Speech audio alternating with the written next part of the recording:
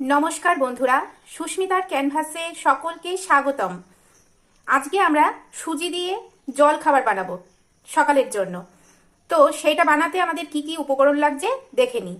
প্রথমে লাগছে 200 গ্রাম সুজি, টক দই নিয়েছি ছোট 1 বাটি, চিনি নিয়েছি, লবণ নিয়েছি, গোটা জিরে নিয়েছি আর কারি পাতা নিয়েছি। তো প্রথমে আমরা সুজি, টক দই, লবণ, চিনি এগুলো সব মিক্সিতে একসঙ্গে পেস্ট করে নেব। তো মিক্সিং জারে এটা দিয়ে দিচ্ছি সুজি,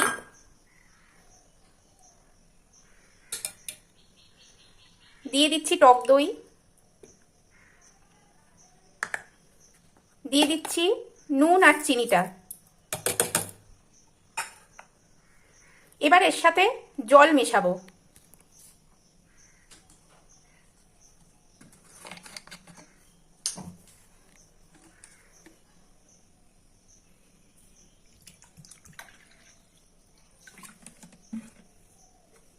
আমি যে বাটিতে সুজি নিয়েছিলাম সেই বাটিরই 1 বাটি জল দিচ্ছি।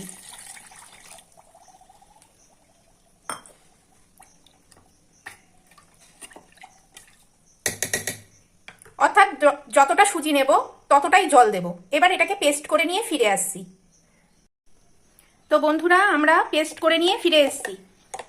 এর মধ্যে দিয়ে দেব গোটা জিরেটা,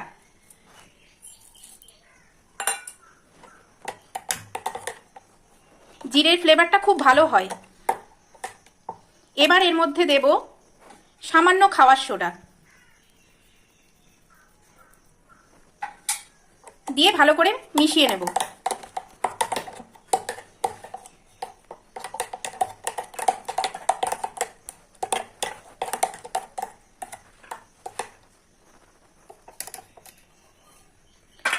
আমি এখানে নিয়েছি কেক টিন, তোমরা ইচ্ছে করলে যে কোনো স্টিলের বাটি বা ছড়ানো কোনো পাত্রও নিতে পারো।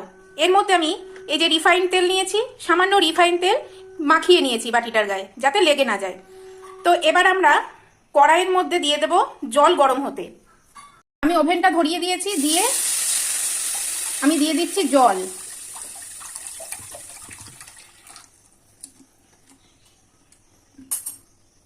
জলটা গরম হতে থাকুক। এবার আমি কেক টিনের মধ্যে ব্যাটারটা ঢেলে দিচ্ছি।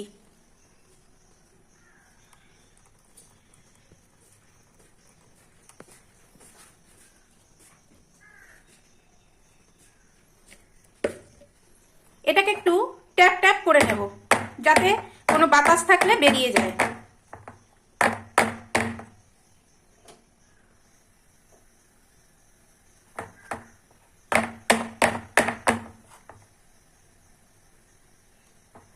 তো জলটা গরম হয়ে গেলে আমরা বাটিটা কড়াইয়ের মধ্যে দিয়ে দেব। বন্ধুরা, এবার আমি এর উপরে একটুখানি দিয়ে দিচ্ছি গোলমরিচের গুঁড়ো, যাতে একটু ঝাল ঝাল লাগে। আর যদি বাচ্চাদের জন্য করেন তাহলে কিন্তু এই গোলমরিচটা দেবেন না, খুব সামান্যই দিলাম। আর দেবো একটুখানি সামান্য লঙ্কার গুঁড়ো, সামান্য লঙ্কার গুঁড়ো দিয়ে দিলাম যাতে দেখতে ভালো লাগে আর খেতেও ভালো লাগে। তো এই যে কড়াইয়ের মধ্যে জলটা ফুটছে, এবার আমরা এর মধ্যে এটা বসিয়ে দেব। বসিয়ে এটাকে চাপা ঢাকা দিয়ে দেব।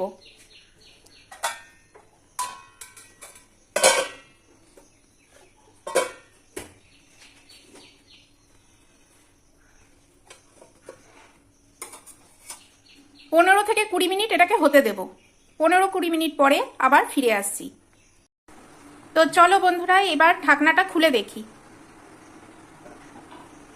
বাহ, খুব সুন্দর ফুলেছে কিন্তু।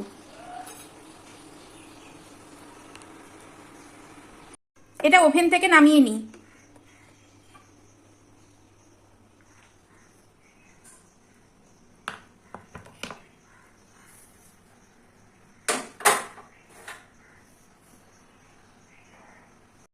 এটাকে এবার একটু ছুরি দিয়ে চার সাইডটা একটু ছাড়িয়ে নেব।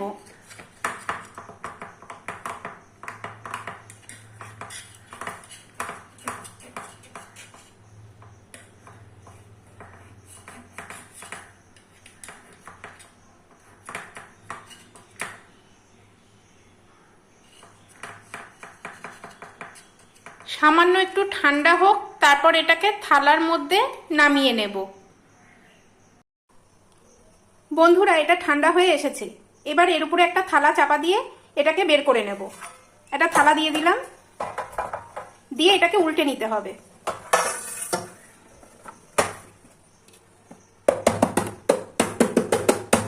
এরকম করলেই দেখবো এটা বেরিয়ে এসছে।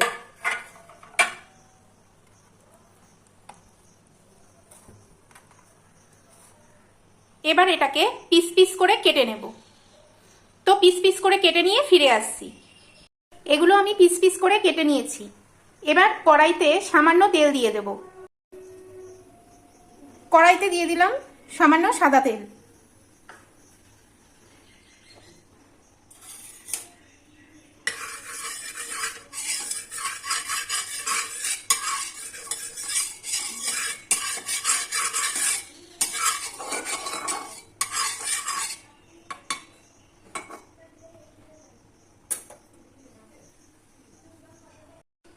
এবার এগুলো একটু ভেজে নেব।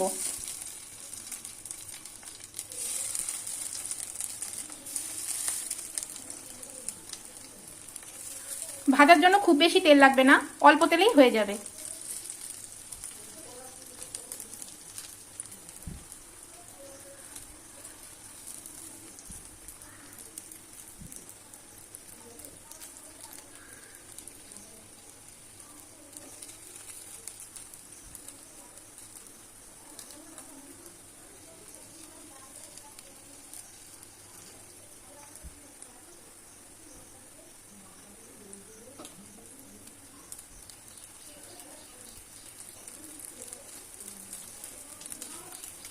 এবার উল্টে দেব।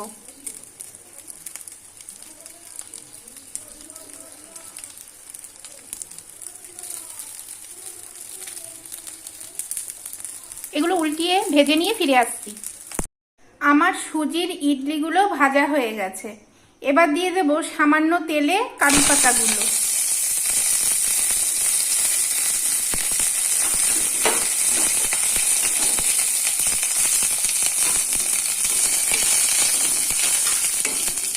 এটা ইডলিগুলোর উপরে ছড়িয়ে দেব যাতে ফ্লেভারটা ভালো আসে। বন্ধুরা, আমি কারি পাতাগুলো উপর দিয়ে ছড়িয়ে দিয়েছি আর টমেটো সস দিয়ে পরিবেশন করব। তো তোমরাও বাড়িতে রেসিপিটা করে দেখতে পারো কেমন লাগে। তো আজকের মতো টাটা, আবার দেখা হবে নতুন কোনো ভিডিওর সাথে।